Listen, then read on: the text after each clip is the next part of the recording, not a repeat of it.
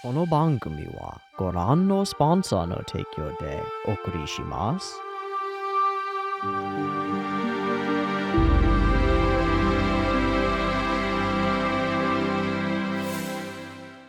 Alrighty, welcome everyone. I'm Teeaboo and I am here for Dungeon Day. It's Dungeon Meshi episode 22, and I pulled up the folder today and opened up the episode and I shouldn't be surprised, it ticks forward every time, but there are only 2 episodes left. There's only just a little bit left. And it feels terrible. It feels so sad to me. I want there to be so much more. I feel like I am starting to understand people's desire to come back and watch reactions of this show. Thank you for joining me, but I'm starting to understand why. There's something about living in this world and having this place to go that feels peaceful and calm and kind of safe. Like Dungeon Meshi is a safe show. When I open it up, I don't know what it's going to bring, but I know that I'm going to feel good at the end of it. Even if it's dark and twisted, I'm still going to feel good about how it's been portrayed and how it's played out. And that's not that common. That's kind of rare. We get a lot of anime, and there are a lot of different vibes out there, and Iyashike, wholesome, whatever, is not an uncommon one, but the particular mix of elements that makes Dungeon Meshi just sing, I don't have anything else to turn to, you know? I don't have another Dungeon Meshi to turn to, and so I understand wanting there to be more or wanting to go back and just live in it a little bit longer and bask in this space a little bit longer. It's like being near somebody who's like really charismatic and has like good vibes, energy, and you just kind of want to be near them more. They give off something and you're kind of hoping that you're going to get something of that out of them, and you do by being near people like that. Sometimes you can really learn things about the way that they intake the world and orient themselves through it. I feel honestly like Laios and Senshi are kind of people who are like that. Maybe Marcial too, but Fallen, absolutely everybody centered around her, but the show gives me an element of that. It gives me this piece of a world that's peaceful, and I really have grown to cherish it. So I wanted to lead off by saying that, and then lead into saying that for this next episode, episode 22, some people have told me that it might be better for me to watch this one and the next one together, and I'm gonna tell you right now, we're gonna play that by ear. And the way that we're gonna play it is if it's a total cliffhanger and we gotta do it, then we're totally gonna do it. And if I feel like I just want to savor Dungeon Meshi and get one more day where I get to wake up and have it be Dungeon Day for another week, then I'm gonna do that way, because having this in my lineup has been really beneficial to me. I've like really grown and enjoyed, and I value it. I value it, and one more week of it, I think I'm gonna value more. But I don't know what the cliffhanger is gonna be or how the episodes will connect, so it feels like it definitely needs to connect. We'll play that by ear as well. Thank you once more for joining me for the episode. We're going to get into it shortly, but first, let's talk about the last one a little bit because some surprises occurred. The first big surprise was that we finally turned our attention to Topside and found out what's going on there, and things are not good. We didn't have time to go and explore or go shopping or do any of the fun things that I wanted to do because the elves are here. The elves of the West have arrived. They heard something was wrong, and now they're here. They're also really interesting. They've got cool character designs. I have some questions about them that maybe will come into play because they're also questions about Marcial in some ways. And, oh man, they're really interesting.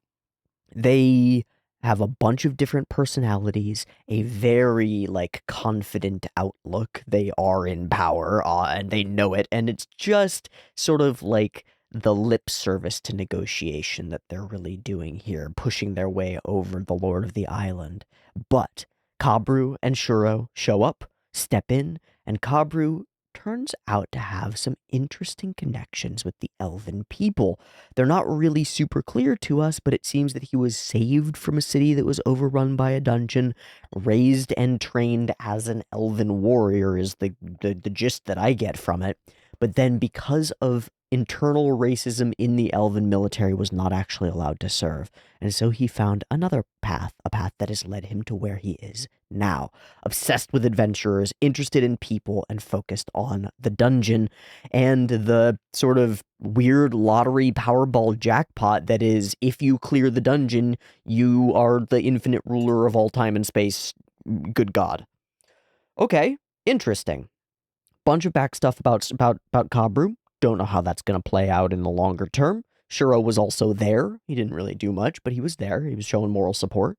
And then we turned our attention back downstairs, where some ghosts were like, "Hey, bro, come hang out." And we were like, "Sure, fuck it, let's go hang out with the ghosts, see what they want to." Whoa! And found ourselves in a world, like a whole world, with real people in it. And I asked some questions about the people. From what I understand, they are real physical people who have really been alive since the beginnings of the dungeon, and they're just trapped down here in the lair of the Golden Castle, frozen in time, unable to die, stuck, suffering by their own words. At least we can kind of piece it together, right? Because the king was suffering, and yeah, and we meet some important figures, a group of townspeople who are probably not that important, but they're important to us. We care about them.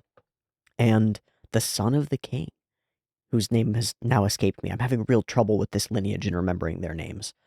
The son of the king, he's still there. So, where do we go from here? Where do we go from here? Having a connection to the distant past and a connection to these ageless, immortal elves. Finding ourselves emerging as prophesied, foretold heroes. Prophecies that seem like they could only really apply to Laios. I don't know what the heck's gonna happen. It's really exciting, and it's absolutely elevated, like, not just the stakes, but the scope. Now it feels like an international incident with the elves coming in and all sorts of shit going down. Now it feels like downstairs in the dungeon, the events that have already been epic in scale are expanded to include the frame of time, because there are all of these people who've been stuck in time for 1,000 years, waiting to be freed, and now we're locked in the potential fulfillment of their story and potentially being their foretold, prophesied salvation. And in another way, there's almost a battle of time against time. As I mentioned before, the elves on the surface have one distinguishing characteristic: they live a really long time. They are out of time in some sense. They don't have to deal with the whims and wills of the mortal people. They can just wait them out. And in a strange way, this struck me over the week that I was thinking about this episode. So are the people living down in the dungeon. They've accumulated over the course of their time in there 1,000 years of wisdom themselves. They are the first humans that have lived anywhere near as long as someone like an elf. And I wonder if we're going to do something with that. I don't necessarily expect that we will, but it struck me as an interesting counter, an interesting as above, so below, especially because both are introduced in the same episode. Here's this aged force that comes in with great power and authority and pushes its will forward. And here are these frozen immortals hoping, waiting for something to change and impact and affect their frozen state and break them out of it, thaw the deep freeze. I wonder if there's something to that. I don't know.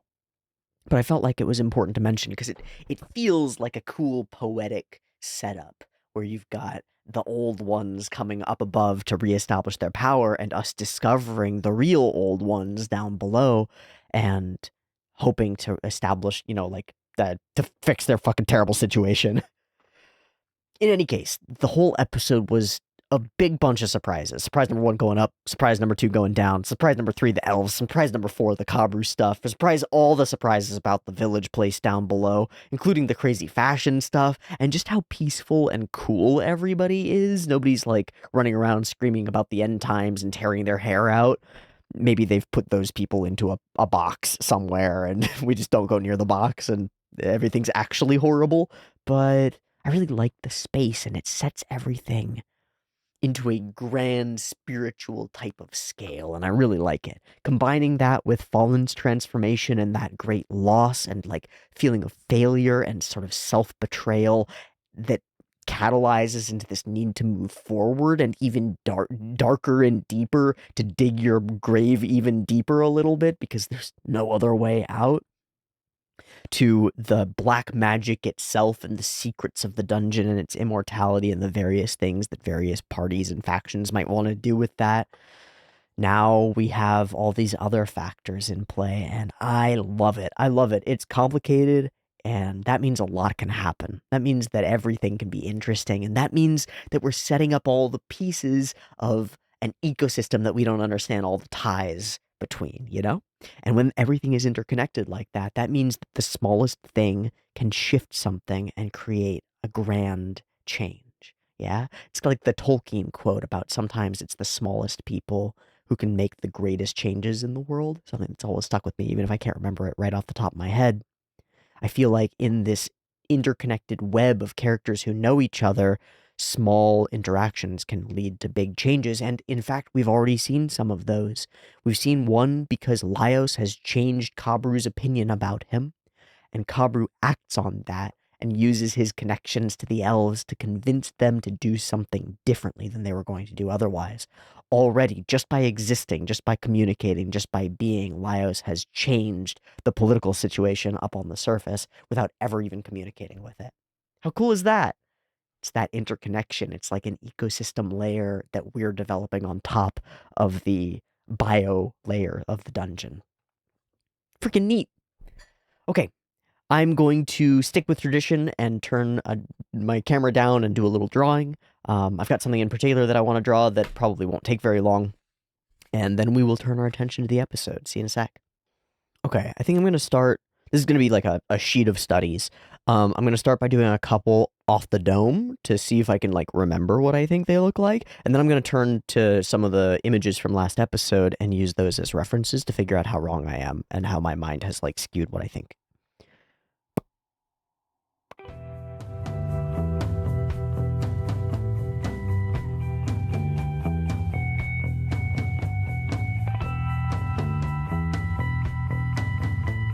Okay.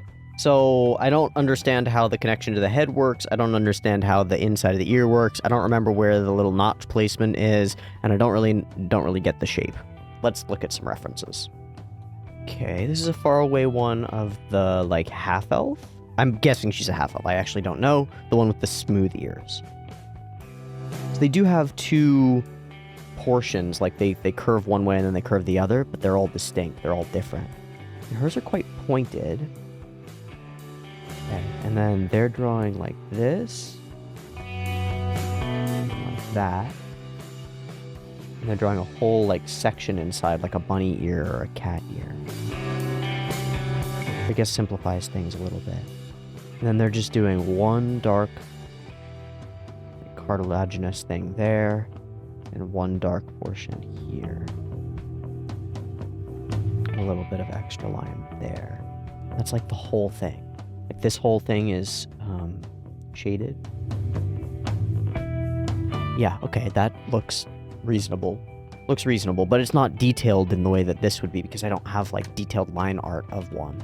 I would have to go to the manga for that probably. There might be a close-up. Okay, there are a couple of close-ups.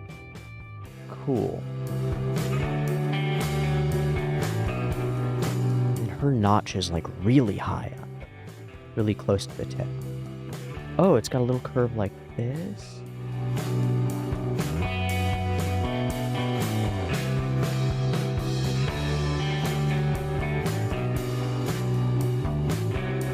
Okay, I see.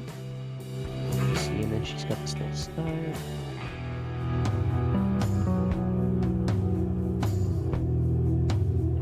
Okay, I think I've got it. I think I get the basics. That's just off the dome. So like, I think I get the basics. I understand the ear. The ear. It's an ear.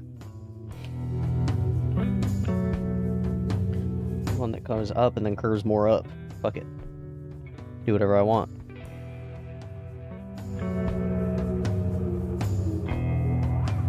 Ha ha! I can draw bunny rabbit ears. Yeehaw! Kind of got his face bashed in, but that's okay. He would have another ear going up like this. Sweet! Okay, I'm gonna call it there. Ears. Understood. little bit. Oh, just a smidge. Just a smidge. The simplification of them that they're doing makes a lot of sense, though. When I did my first one, I got lost in trying to make the transitions between sticky outy cartilage portions and thin cartilagey portions and stuff.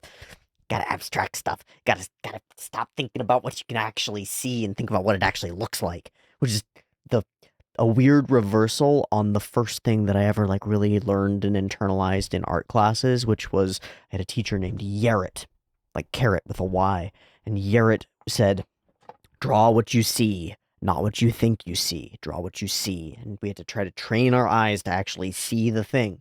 But when you're doing anime style stuff, you're not drawing what you see, and you're not drawing what you think you see. You're drawing what will make your mind see. Yeah? You're drawing the outlines of things that your mind will fill in. You're drawing the simplifications, the boiled downs of things. But it's not what you think you see either. It's like a layer on top of what you actually see. You have to be able to see completely. You have to be able to understand completely to the point that you can get rid of all the extraneous information and only use the marks on paper that you need to portray and convey what you need to do. And that's what I'm not very good at. I'm not good at a whole bunch of things, but in particular, I have trouble with that. This is a good exercise for it because ears are like a literal ear. I was spending time scritching my cat's ears earlier today, and I was thinking about the little folds in them and stuff. I was like, would elves have those? I don't know. But it doesn't matter. We draw the simplified version, not the real ear. What is an anime elf ear? And knowing that is a very different thing. Cool, weird, interesting, probably entirely irrelevant to what's going to happen next in the episode, but that's okay. Thanks for bearing with me. Alright, with the drawing done, I can channel my Lelouch and say, all tasks at hand have been cleared, and we're ready to watch episode 22 of Dungeon Meshi. I've got the episode up and ready to go. There will be 2 versions as usual, picture-in-picture in the description, timer on YouTube, early access on the Patreon, subscribe while you're down there, and a beep beep timer to count you down. We'll watch this one and maybe the next one. We'll see. Beep beep timer for episode 22.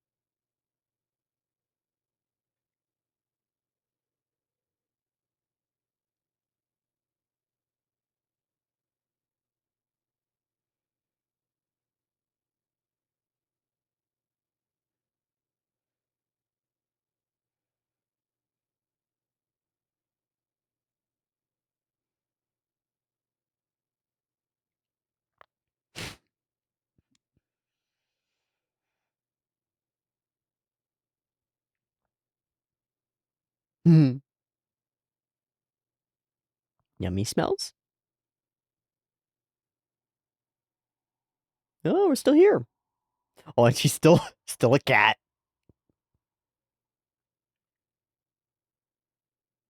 You know it.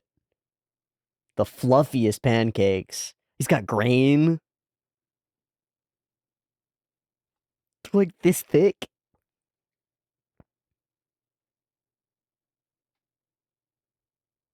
Yeah. Mmm. Wow. No monsters too. That's crazy. Normal real breakfast. Oh yeah, they just get to watch.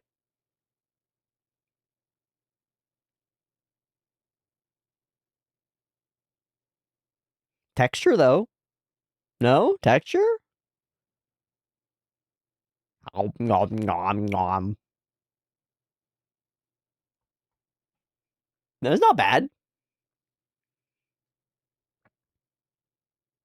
Can we bring back their sense of taste and give them the pleasures of life again?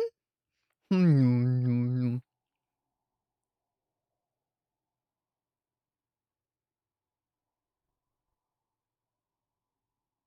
Hmm.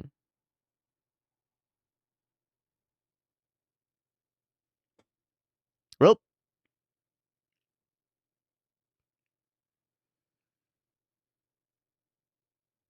Oh. Oh.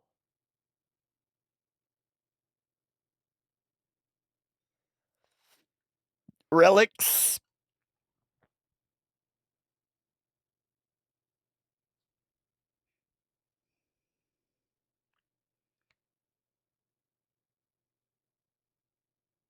Yeah. Crazy. Why? How you can't do that? Hmm.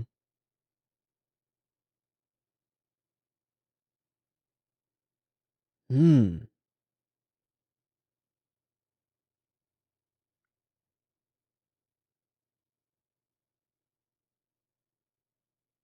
Whoa. He's gonna come here? Yeah. Yeah, it's the only way.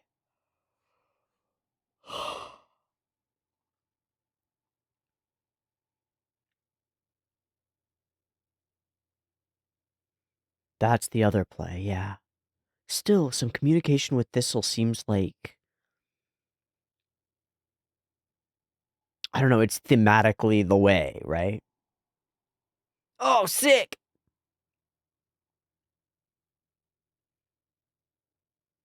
Give us your vegetables!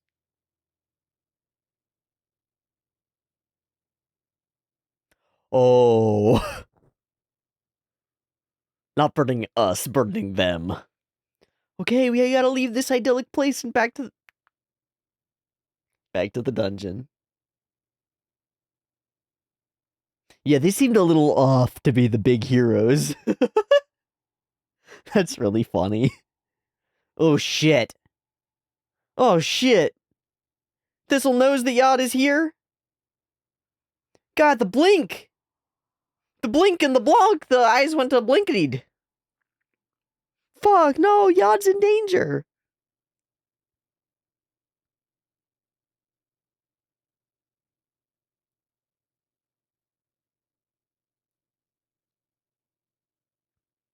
Whoa. That's so cool.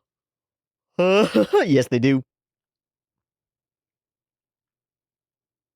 We have a dwarf.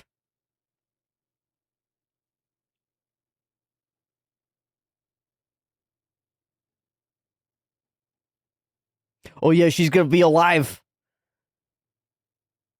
You are a person.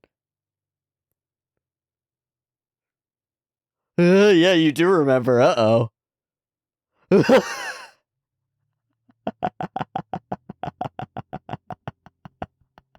The deepest shame.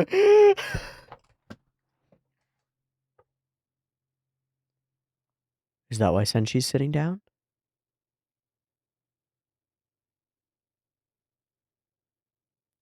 Oh. Why is he so his manner is so low?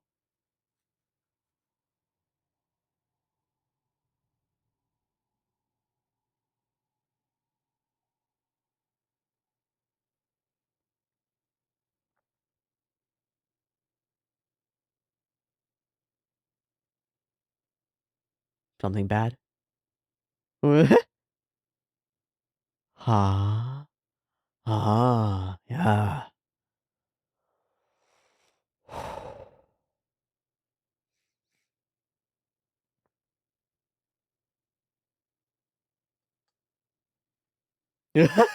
Hungry.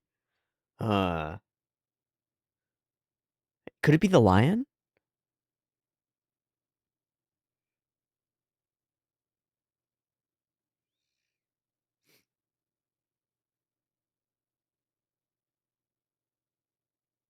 Doesn't help us. Hmm. Griffin? Yeah, something's going on with Senshi. It's something about this place.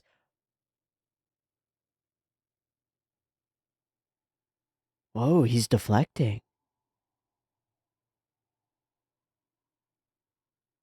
Not very Senshi. Oh.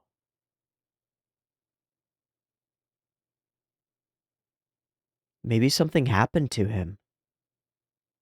Fuck!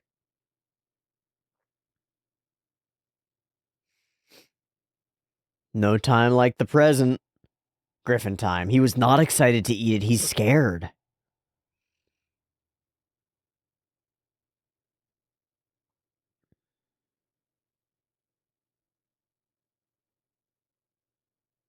Because she wishes yeah.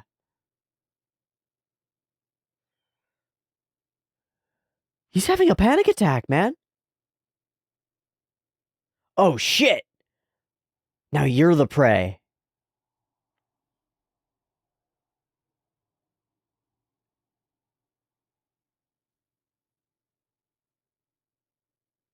Fuck! That's fun. Not for Senshi, but for me. For me, that's fun. Holy shit. Why is he so terrified of them?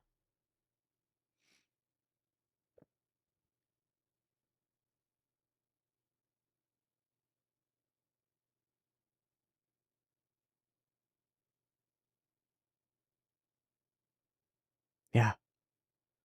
Yeah. No, there has to be a way. But why was he freaking out?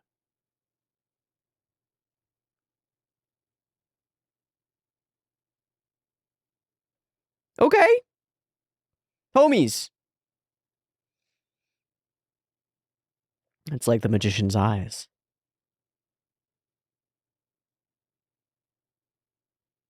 Okay.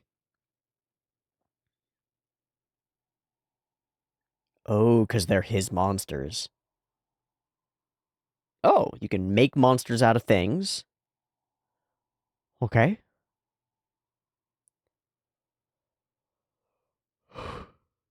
Snow golems or something?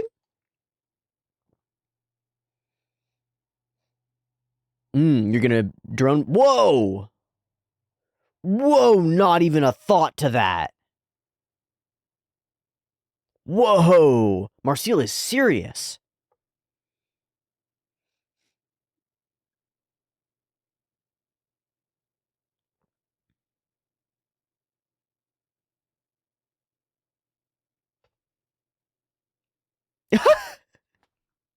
She's doing her own cooking. That's our meal.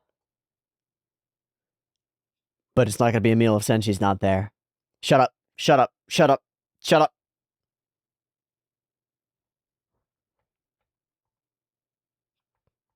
Apparently.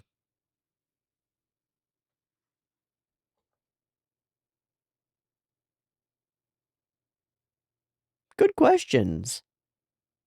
That's our best boy Senshi.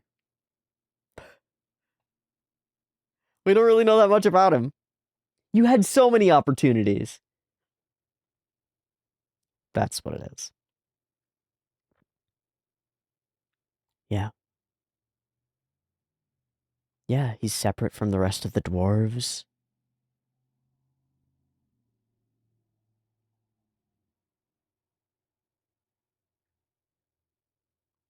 Oh, I didn't realize.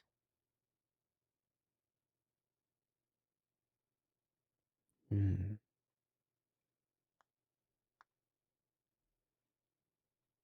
Hmm.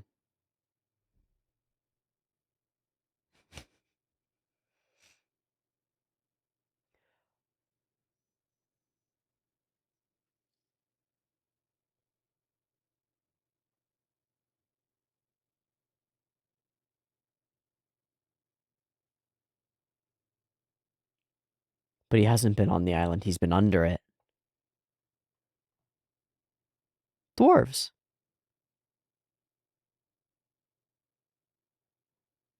That's a good idea and a good framing because we will survive. We will rescue him. Okay, she's doing the thing. This is spooky. We don't know if this is black magic. She cut her fucking hair for this.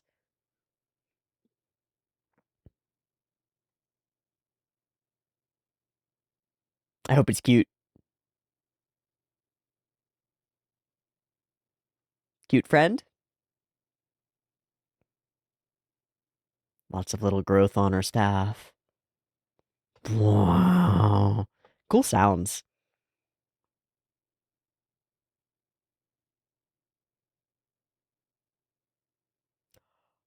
They're adorable. They're adorable.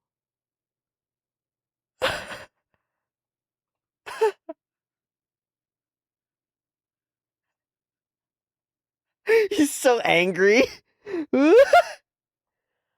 Oh, the vision zing. Oh, yeah, let's sit you down.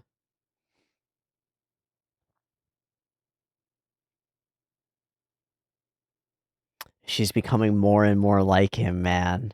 Piece by piece.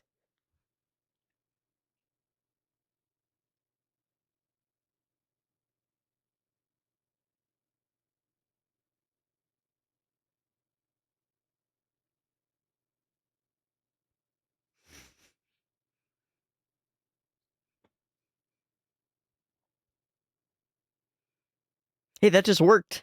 Didn't have to argue with Izumi about it.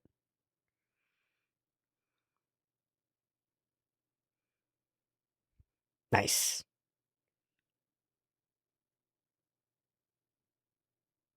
Solved. That's so cute. Ah, the nest.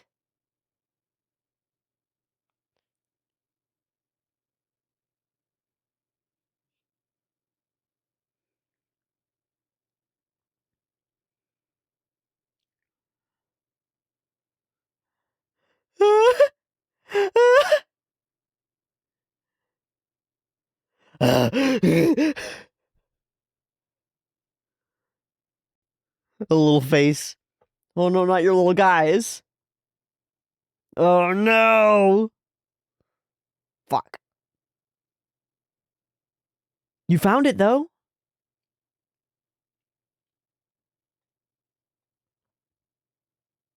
Ultimate predators.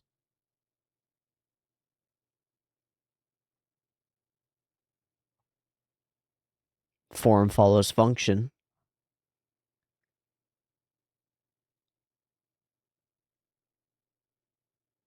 A form? Ooh. Ooh. I'm not gonna comment. This is really funny. He's making a monster for him. That's perfect. He gets to claymation his own monsters. She's becoming more and more like him, piece by piece, man. Whoa. So much like him.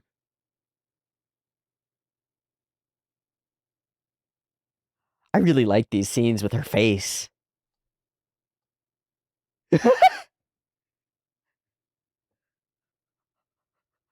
She's locked in. She's in VR.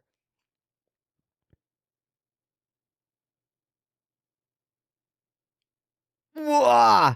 We're doing a full battle with this little thing, aren't we?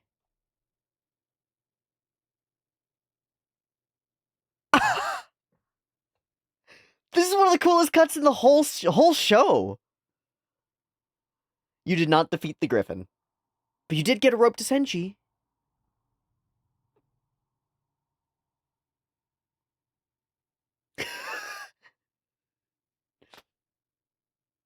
Ah. Greedy, greedy. Ah.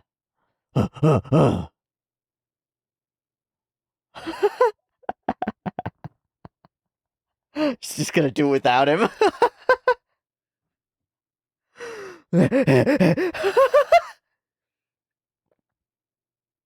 My Giga Double Flame headed ice dragon.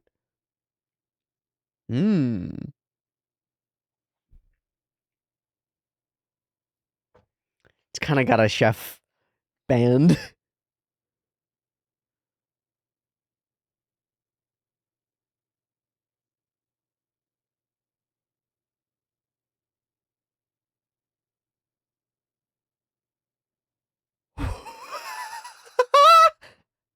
It's awesome. It's awesome. You shut the fuck up. That's pretty amazing. Go, Skyfish! The ultimate form! Whoa! At light speed! With the power of more wings! We're doing the same scene again!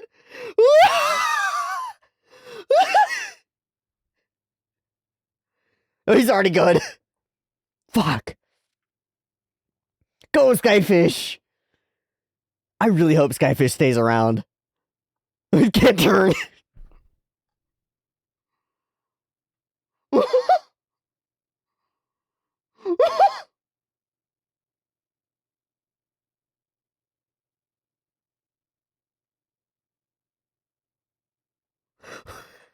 Skyfish!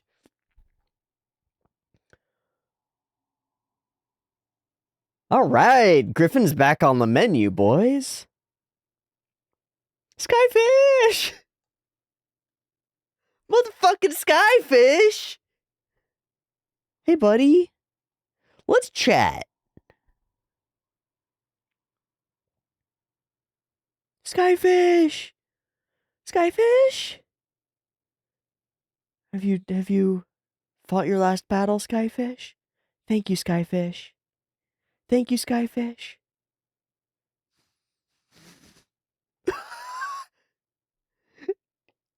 Fuck you. Absolutely fuck you.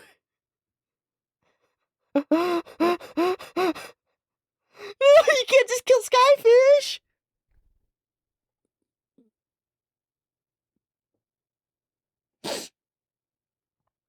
It's like a kimbap. Consuming their bodies is a way to honor them. Okay, Senshi, let's talk it out. Oh.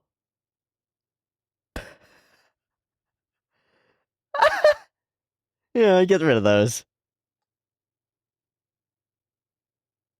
It's just like a kimbap. Mmm. Mmm. Now it's something else.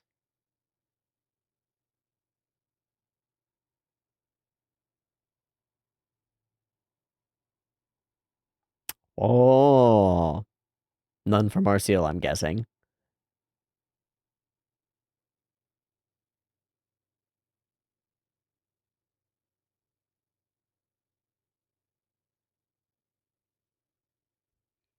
Molecular summoning magical gastronomy.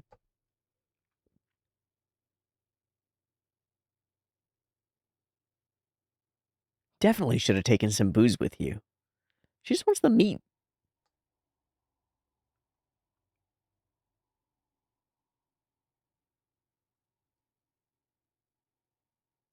Dude, I want to talk this out with him.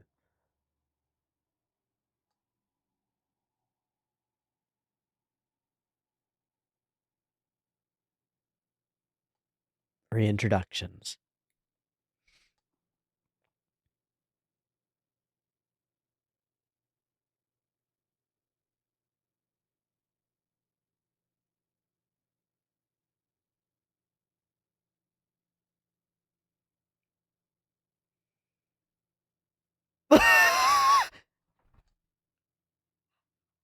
Marcial's face with the eyes going to... Absolutely me. What's your deal, my dude? We know you got rejected by some other dwarves for not being good enough at dwarfy stuff. Okay.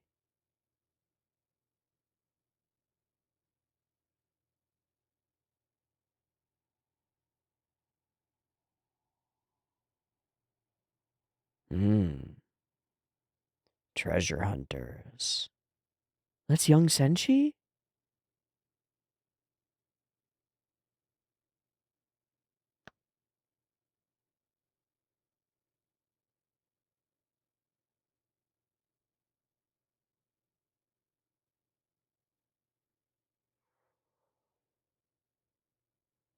Oh. They hit the dungeon from outside. Whoa. Okay, I could see why this would be compelling to go into the next one, but I do think there's a lot to talk about this one. So I'm still up in the air.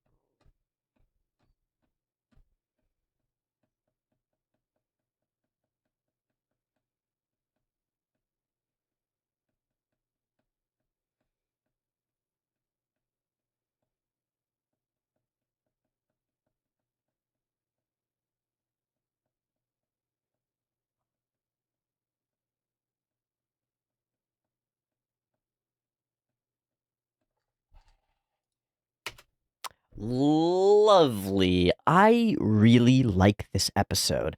Looking at this cliffhanger here, it definitely is compelling. It's definitely interesting because we're finally going to crack open Senshi's backstory. But in the same breath, I'm happy to say that I'd be happy to dig into that really in depth on its own. And there are a couple of things in this episode that I want to dig into as well. So we might separate them. Still, I'll wait until the end of having gone through the episode and discussing it before I fully lock in a decision. But I think I'm leaning into focusing in on this episode and doing the next one next week. Okay, we reawaken in a wonderful place, and we have like a normal human breakfast for the first time in forever. I guess we ate some like trail rations and stuff when we met up with the other parties, but fluffy pancakes with grain and like syrup and access to sausages and stuff, that we would, not things that we would ever have in the dungeon. Senshi is a very I didn't understand why we were doing this and now I do. It's like very distinct setup around how we look at Senshi and making sure that we're reminded how important he is. Senshi's a very fine cook. Yeah, Senshi's amazing. And then later we'll remember that we don't really know who Senshi is. We know who he's been to us, and that's what's most important. But there's a whole piece of his story, a whole chapter that's missing to us. And Chilchuk has it right. They haven't really discussed that with each other in a general sense. There are big pieces of Laios' story that are blanks, big pieces of Marcial's that are blanks, big pieces of Chilchuk's that are blanks until now. But for Senshi, it seems really interesting, really striking because he's so weird. He's so different. He's the random dude who you see walking down the street, being on his own, living solo, and nobody really understands him. What a wonderful meal. And yeah, we get to watch, work the muscle. It was a beautiful little. It's gorgeous. It's gorgeous. The way that they animate food throughout this show, it has to be good, but it's just awesome. Long ago, I used to do this. Beside my grandfather stood Thistle. We get this bam, those darkened eyes, the lunatic magician. But he was not always such. Apparently, they grew up together as children, and then when he ascended, he encouraged Thistle to study magic. Our realm was once abundant with relics from dwarves and elves, the gears and stuff that Senshi and people were seeking, yeah? And the book. The book. His thirst for power consumed him and drove him toward madness, even while the king was still alive? I don't know. Ultimately, he cast a spell. Our desire is to talk to Thistle. No, you can't do that. It's not possible. But in the face of these, like, it's impossible. That'll never work. Sometimes that's the only thing that has any chance of working. I don't know how we could, or how we could convince Thistle that communicating might be valuable, right? But if anybody's going to figure out a way, I think it'll be Laios. The eyes are watching. So he will come here, and he sure as fuck does, right after we leave. Man, that's scary. I think that all the depictions of Thistle in this episode are good and spooky. You might not be able to converse with the Mad Magician, but if you do seek out the winged lion imprisoned in the depths, maybe you'll have some success. The winged lion is not that dissimilar from a griffin, but it is a different creature, yeah? Interesting. I was wondering at first if we were going to do something interesting there where we're like, ooh, it's a griffin. Actually, it's the winged lion. He's come to say hi. But no. Are they really the ones? We have to hope. Who were you talking to? Oh, God, that's so scary. And then, so this is the part that scares the shit out of me, and it also gives me hope. Thistle has two modes. Thistle has two modes. They blink, and the figure eights are there, the infinities. If we can get them like this, maybe we have a chance of swaying him. Maybe. Maybe not. So we arrive back down here. Gold peeled off the walls, but people haven't been down this low, right? So is this adventurers, treasure hunters that have peeled the gold off the walls? Has it just happened by snow moving through and like erosion happening on it? Or was it the team of dwarves and people like them who were in the dungeon long before it had opened on the surface? and they were already pulling gold off of this space. I think it's that last one. I think that's why this space is familiar. I'm wondering if, like, his whole party got killed by griffins and he ended up, like, fleeing and surviving in the dungeon for a number of years on his own, or something like it. But then there's the element where he got pushed away from them because he was different. I don't know. I love unique and interesting magical gear, and I have no idea how this compass works, but my guess is that it's got two axes, so it can point like toward up down and also north south, so you can get like a directional understanding and also a vertical understanding, which makes sense if you're doing a lot of vertical travel into a dungeon.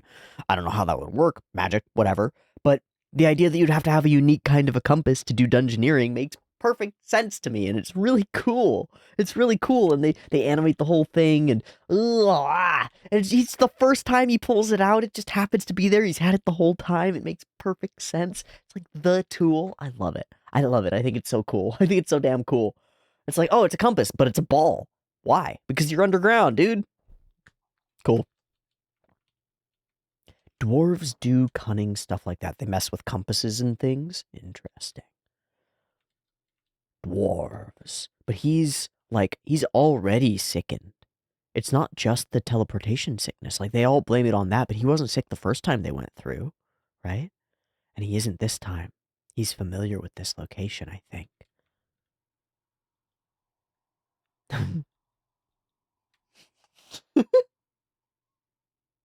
I don't think there's really much to say here except to laugh. It's really silly. It's such a great face. I love all these little scratchy details on the outside and the way her eyes like almost rip open to be so wide. Just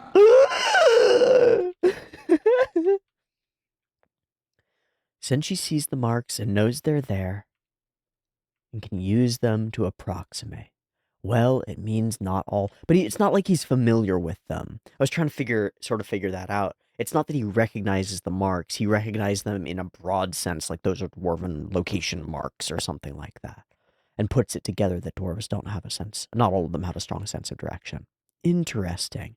So it's not quite that he's like, ooh, I know exactly where we are. But he's able to figure it out, and then we're immediately interrupted. We might have found her! It's not her, but Marcille is 100% convinced she needs it to be her. It's really interesting, and it really leads to a bunch of Marcille's choices over the course of the episode, and her like almost fanatic need to go after this thing, and then her sort of despair and anger when she finds out that it's just a griffin. Oh my god, and then there's the summoning of the creatures, which I think is really freaking cool. And then there are the animation sequences of her actually flying the creature into combat, which I think is really cool. And I'm really excited to see who animated that. I have an inkling of a feeling. There are a couple of like big rush forward. Ow. I scratched my nose with my thumb. Ow. The big rush forward cuts, like one where there's a big like sea monster thing. I forget what it is. And we rushes forward. I feel like that person did that cut. Make sense? I'm sure it was her. I know it. It was her silhouette, right? He's like, nah, probably a griffin. And then she starts freaking out and nobody really notices. Yeah, I know what a griffin is. It's just this. It's not fallen. He's fully freaking out. We've never depicted Senshi like this. Smells like a beast. We have to track her down. No. Well, but we have to track her down. It might be fallen. We gotta go after this. Mushrooms! He's like so fumbly, totally trying to deflect, totally unable to tell them what's really going on, right? Like that he's activated emotionally. Ow. Ow. Oh, I drew blood. Ow. My nose is bleeding.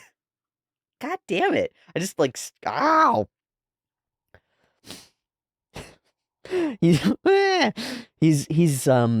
unable to like reconcile with that. He's unable to communicate it. He's freaking out and on his road to a panic attack. How can you dislike a monster you've never met? And Chill starts to pick up on it. Wow. But we don't get a chance to move after it. It's seen us. Oh, what a beast. So cool. He's so happy and Marcille is so mad. Doesn't have anything to do with it being a griffin. It has to do with it not being fallen. It's like it's betrayed her. Whoa. Okay, I want to see some of these cuts. Oh, this is simple. Like, of all of them, this should not stand out, but I still want to watch it again. Lands. Poof, bounces off, and then its whole head comes in. Woof. Yeah. Casting. But he freaks out, and he interrupts it. Ah! Runs away. The griffin goes after him instead. He's made himself a target. He's freaked out. And now we've got a couple moments where, before they come up with a plan for this, it's like he's up high. We don't have any way to climb up to him. We just lost a party member. And there's no getting him back. I mean, it's Senshi, so, like, we're gonna get him back, but there was the real possibility, at least in our characters' minds. That's cool! We rush forward, and he's gone. We're alone. There's no understanding of where he might be. He's unarmed. And Izutsumi says it plain and simple. She's that voice of harsh reason. You gonna spend hours climbing every pillar to see if you can maybe get a bead on him? I won't. Despair. It's a lot like the despair that Marcille felt in her dream when she reached for the book. Yeah? People being taken away from her. It wasn't Senshi in her dream, but it's not dissimilar. I like that Laios turns to Marcille. He reaches the end of his own set of options, and while there's sometimes conflict because Marcille has this like book learning and, you know, doesn't always know the best way to do things, she does have a different perspective, and so Laios, a good leader, turns to her and asks, is there anything we can do? She comes up with an idea. We'll summon familiars. And explains to us exactly what that means. There are 3 types of summoning, one of which is more like domination or charming, one of which is actually turning existing animals into monsters, which seems to be something that has happened throughout the dungeon, because we get examples of, like, all these real monsters that we've actually seen, right? Huh. Makes sense that maybe that's what the lunatic magician did here. Took whatever living things there were and twisted them. Or you can create them from scratch. It's complicated if it's an autonomous creature, but you just need a body. Okay. Emotionally, for the character, for Marcille, this is like the most important thing in the episode. Even though it's just one action. Not even a thought. There's no back and forth, no hesitation. She chops a lock of her hair off and forever changes her hairstyle for Senshi. Of all people, the person that she's argued with probably the most, been at odds with probably the most. She's in it. Now, she's also angry about it's not fallen, but she really just immediately goes after. That's cool. I think that's like a landmark of team. Yeah? They really are a team at this point. Psh. It also looks badass, so good job, Marcille. Everybody working together. We have cheese and eggs and vegetables. We're gonna use them. There are these shots where Marcille is like so locked in. Of course, we're doing it as a joke because Laios is in the back being distracting, but she's so locked into this. She's so in it. Now we find out that there are certifications, which is cool. Hey, who is that dude anyway? Why do you really care? We don't know. So they come up. Laios says we should reintroduce ourselves. 10 years in the dungeon. He's a real mystery. He's a real mystery. And Chilchuk puts it all together with the halfling stuff as well. He's not from the surface at all. Or at least he spent a long time down here. Okay, they're so cute. I love that we do this big build-up. It's all spooky. It feels like monsters like the Mad Mage's weird, devilish little dragon creatures are going to come out. And instead they're peeps. They're even derpier than peeps. They're so cute. Look at them. I don't even understand how they fly. I'm with Marcille on this one. They're so cute. She did great. She did wonderfully.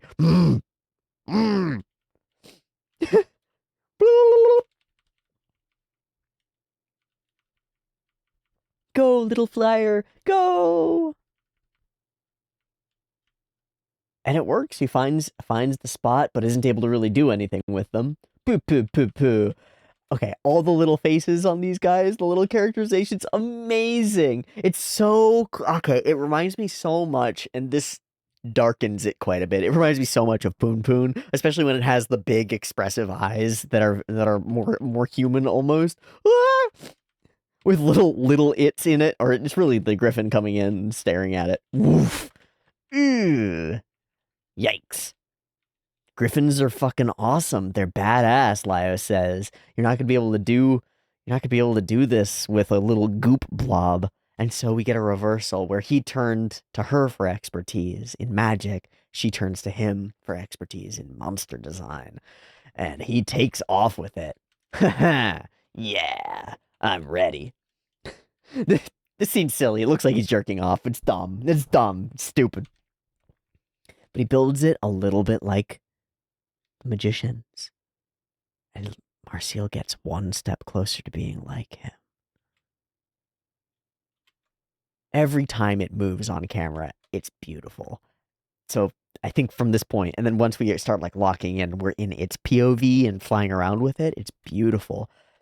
But even this first time when it like launches, I think because it has so few features to it, it's just smooth. Don't have to worry about drawing scales and stuff. They can really focus on the motion. I love the way that it moves. I love the motion of it. So this cut reminds me immensely of a couple that are in Little Witch Academia and a couple others that we've seen in Dungeon Meshi somewhere, but I love it. I really like it. The way that the wings beat and then the whole thing is sort of sinuous going with the beat of the wings. It's like right on. It's right on and fucking awesome. I feel almost as though there's a reference going on here that I'm not getting, where she's controlling the drone in some way, and it almost feels like a weird robot show, like Gundam or something like that, controlling a monster or controlling a mecha. I'm not sure what it's triggering in the back of my mind. That's like I've seen this somewhere, but I don't think I have. It's just cool. Yeah, with these big speed lines and I don't know. There's something about it that triggered that it dinks something in the back of my mind. And then when we do this scene and then the one after it, like a character and then their plane going or something like that is not uncommon. Or a character and then their Pokemon is not uncommon. But this feels like a direct reference to something. I'd love it if somebody knows what we're looking at here because I've got this feeling in the back of my head like this is clear cut something. Go! I really like the scene too, and there'll be a second one a little bit later with Skyfish. I'll keep the Griffin distracted. It's method acting. She's gotta get in the groove. Gotta motion capture. Really wonderful. Incredibly silly. Use this rope. Good, and now you can defeat the creature, but it's too fast. Okay, so we're gonna move from these like incredibly action close-ups. They really feel like cut-ins to a plane or a mecha or something, and then a big battle and big dogfight. Hmm. Hmm. Let's look at the cut. Okay, big arm swooshes by, and our goopy boy. Woof! What? How did that even happen? Woof? Stay center frame, the claws are wrapping around. Oh, it tucks its body together and bursts through two of the claws. Flings itself through. It's got this little expression on its face with its eyes, like, wah! It's trying so hard. And then tumble, tumble, tumble. And we separate the pieces a bit because it's all chaos. And then it all locks back together and keeps flying. Wow. Flip, turn. Woof, woof. Again, we can see that, like, oh, oh, oh, it's so good looking. it's gotta be so helpful to not have to draw like scales and features on it and just treat it like it's a light blob of clay or something like that. Little expressions. We do the across the whoa. Okay. Oh, awesome. Bam. Oh, and then dive, duck down under. How do we orient toward the walls? The wall's on our left. He's gonna flip and duck down, and then the wall's gonna shift. Oh, it just shifts really fast. Okay, so there's one frame where it moves. There's no effort to make it like really smooth. We're just here, and then we're under. Woof. Your boy is soaring home free through the legs. Nyam. Yeah, okay, so this reminds me of the big rushing cut with the big dog. Yeah. And like the big sweeping cut, I think with the golems, and the big in the water area cut with the big sea serpent, where we rush through. I'm sure it's the same animator. Oh, and then talons come through and bork your boy. No! Arrgh! Well played, Marcel, but it's not good enough. I've got it! Leave it to me! Stronger, faster, fangs, claws, 2 heads, more fire! No, I don't need offense. I don't need defense. Squeesh. We don't need claws. We don't need fangs. We need beauty. We need grace. We need perfection. More lithe. More speed. More beauty. Determination and ego. This is almost Shokugeki no Soma? Like, what the fuck is this? This again feels like it's a reference. At least, okay, if it's not a specific reference to something particular, it doesn't really matter. But it feels it's in that zone of like, what I need is an ultimate technique, a punch that's more powerful, more fast, more skillful than any that's ever, you know? And then it's like, the ultimate technique, blazing black fist of power ice. And it's exactly what Laios was doing, you know? With the single goal. And then we get almost like a JoJo's narrator who's like, in this moment, the intense passion coagulated into a true miracle. Ah, I'll give you a name with silver white wings that streak across the skies. Your name is Skyfish. It's so beautiful. The ultimate in human assisted evolution. The ultimate in monster engineering. The speediest boy. Fucking awesome. This is a great joke. I mean, what an incredible joke. It's like an incredibly stupid creature, then it actually works. Top tier, especially combined with Laios having his own perfect plan with all the monster parts and all the knowledge. She makes a tube with wings, and it flies really fast, and that's exactly what we need. Honestly, this is much closer to the way that evolution really works. It's like, how simple and dumb can we make a thing and have it still work? Eels. Put a mouth at the end and a butthole at the other end and make it slither, and it works. It works. It's got a whole ecological niche. It's got dozens of ecological niches. You know how many eels and snakes there are? So many. You plop some wings on those boys and you're off to the races. Skyfish. No, this is fine. Now, Skyfish, go!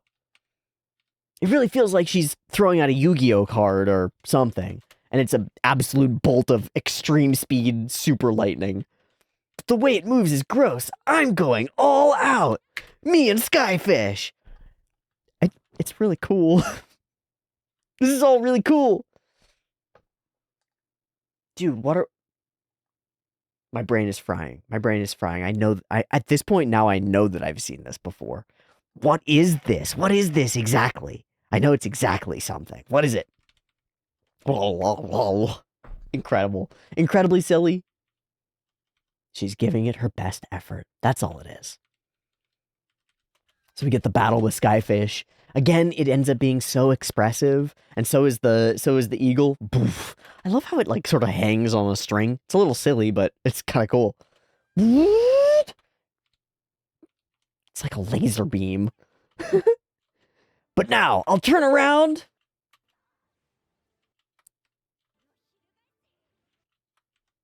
Really awesome effects animation, too. What the fuck? It's so silly. Go, Skyfish! Poor Skyfish. Skyfish, no! Thank you, Skyfish. You did so well. And of course, we kill it and eat it, and it's a kimbap inside. Ah! I'm gonna kill you! And then we spend our time to connect with Senshi. You okay, man? And he's not. So Laios does our cooking portion this time. But Senshi isn't eating. He's just turning, staring at the griffin. Is it bothering you? No, never mind. I'm just not hungry. He won't open up about it on his own.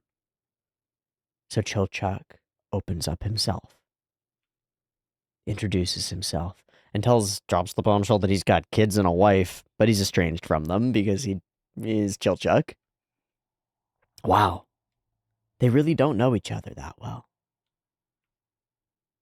Now tell us about yourself. What happened? Senshi of Isganda. Treasure hunters. Not so dissimilar. And even young, he was fascinated with little things. But not with cooking yet. I'm surprised that we don't have little Senshi being forced to cook for the group, you know? But one day we found something huge. This very dungeon. A golden, gleaming castle. And we'll get that piece of backstory next time on Dungeon Meshi. Okay, I think I feel happy leaving it there. I want to check out Sakagaburu, and I want to be able to focus in completely on Senshi's backstory when we get there. And to be honest, I want one more week of Dungeon Meshi.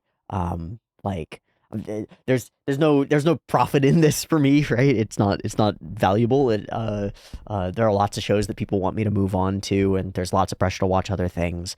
But I'm really enjoying this little chapter in my life where I get to have Dungeon Meshi every week, and I'd like it to go on a little bit longer. So that's what I'm gonna do. Let's check out Sakagaburu real quick and see if we can find anything interesting about this episode, and particularly those beautiful cuts of Skyfish and its predecessors going up after the griffin. Okay, let's check out all the cuts. It's Ichigo Kano. Okay, that makes sense. That is the same person who did the other thing, I think. So, cool. Shaping a thing, making goop into goops. Lots of little intricacies and details here. The little, like, folds in it and ripples in the weird material. They make it almost like a rubbery balloon, but then reshapeable. It's really cool. You they're like a weighted ball with like a rubber exterior that's filled with sand. So you'll get like an 8-pound ball that's like this big, but it's squishy. Yeah. And you can sort of morph it into shapes, but it doesn't really hold them very well because it's just a rubber out exterior ball filled with sand. But you can kind of warp it into shapes. It kind of feels like this, but if it like held its shape a little bit better.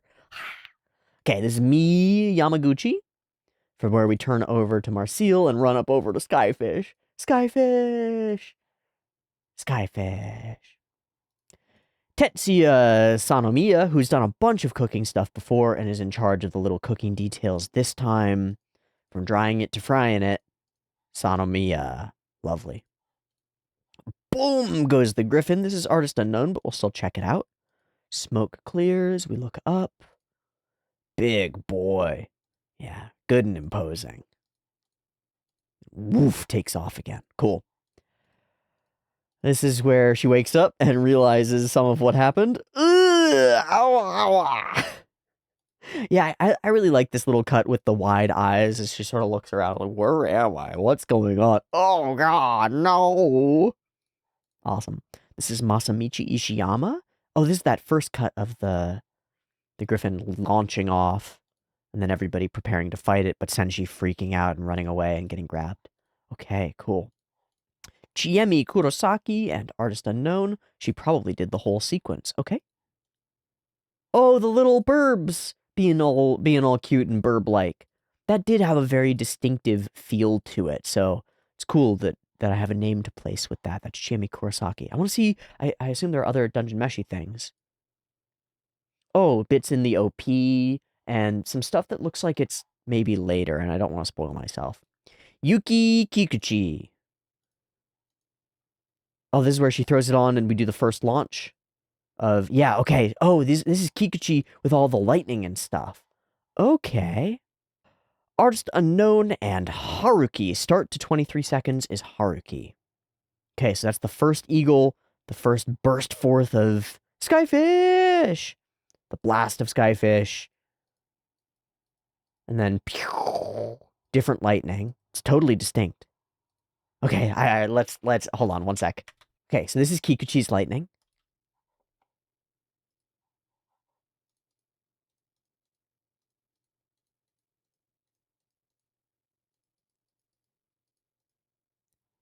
It's got a particular style. It's like arcs and portions that come together and little starbursts on the edges of those, and sometimes these like offset these like this curve thing, or this one here that almost like break the flow of things. And then it's almost like a series of dots being connected, um, ping ponging into a series of dots. It also does this thing for like the first moment where it like stretches out and pulls back as though the camera catches up with it as it bursts forward, and then we do that a couple more times. Okay, let's look at the second one. This is Haruki's lightning. Takes off. It does another like bing bing bing bing, but the like dots aren't as distinct. It sort of hits the whole thing kind of like and these are almost like part of it and they expand and continue to expand out. We're like instead of us bursting through past and with it. They like hover the speed line or the background hovers in the air and starts to like dissipate and break apart. And then it hits that point, shifts forward to where it's going to burst from, which is like right about here. Right? It starts here, shifts forward, bing, bing to its next dot, and then it expands into like a circle and beams out of there. We get that 1 or 2 frames of the face, and then it's a laser beam with the spiral around it. That's cool. I gotta remember that you can do that with just one color and glow. That you can put like little spiraliness around something, and then it shatters almost like a bullet going through something and dispersing out the other side. Oh, it's so neat. The whole thing falls, and Laios is there to finish the job. Awesome. Toshiyuki Sato for our emergence of the Lord and Savior Skyfish. Skyfish. Skyfish. This is beautiful. This is beautiful in like an old school 80s OVA kind of way. Like something out of Record of Lodos War.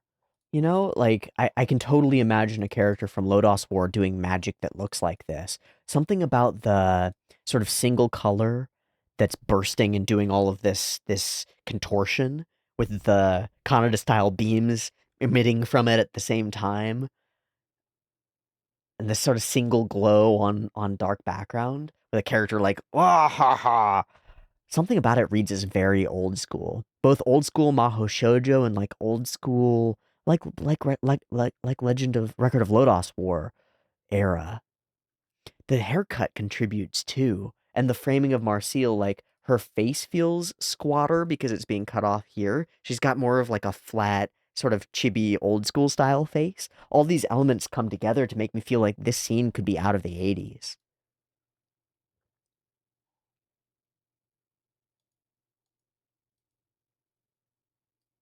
That's awesome. Okay, so this is Ichigo Kano with the first section of really incredible cuts from the little dragon boy. It's the first one where we throw it forward, and I noted how like how it flows with its weight and the wing beats. Has Kano been responsible for all the little drakes as well? I think so. I think for the most part, that might be part of where I'm recognizing the feel of them from. Because that scene where it's pushing forward through this way is just beautiful. Da da ba da ba ba.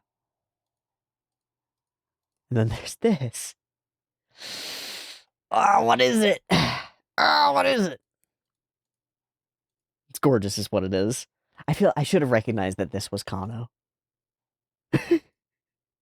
These are really incredible little smears. How do you come up with this sort of a shape? It's amazing, amazing, amazing. Okay, and here's our final one, which I think is this person says breathtaking, and I really agree. Okay, so take off, give Senshi the rope. Even that, boom, boom, and the rope flings. Okay, I love there are so many little expressions in it. There's so much emotion in the character and Marcel riding along with. Ugh. Okay, woof, woof, through, turn, flip, flap, flap, flap, and dive back in. Bam! Bam with the beak. Down underneath, flip underneath. Down through the legs. We're soaring at this moment. Okay, what's dawning on me through this cut is like timing. There are a bunch of moments, and this doesn't feel as distinct as, but it's happening even more. It's happening even more. It's just so fluid. I've talked a couple of times in Dan to Dan about this capacity to speed up and slow down, like slow down for emphasis on a portion of an attack, and then speed back up to carry it through and follow through a bunch of crazy action, and then slow things down so we get a moment of like whoa, hanging in the air as we're jumping or coming in for a punch again. There are like a dozen speeds in this cut, and they flow into each other seamlessly, but they're all over the place. Full speed, slow-mo. Like, just for a second, it's slow-mo as Senshi grabs the things. Full speed, slow-mo. Ah! Okay, now a launch into a highly animated, tangle, tangle, tangle, tangle, and we hold. And then we're, wow, tangle, tangle, tangle, tangle. The claw comes down, bam. The beak comes down, bam.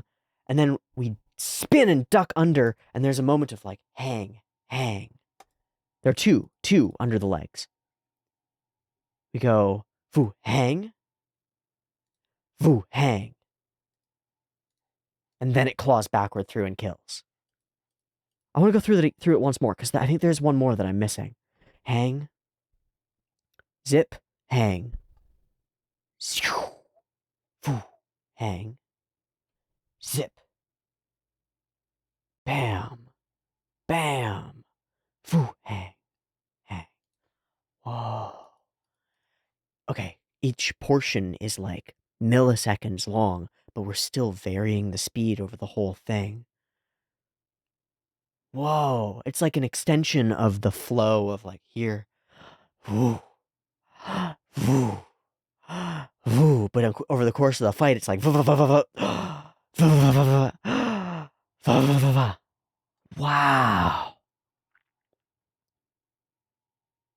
wow, that's really fun. A bunch of little things this episode.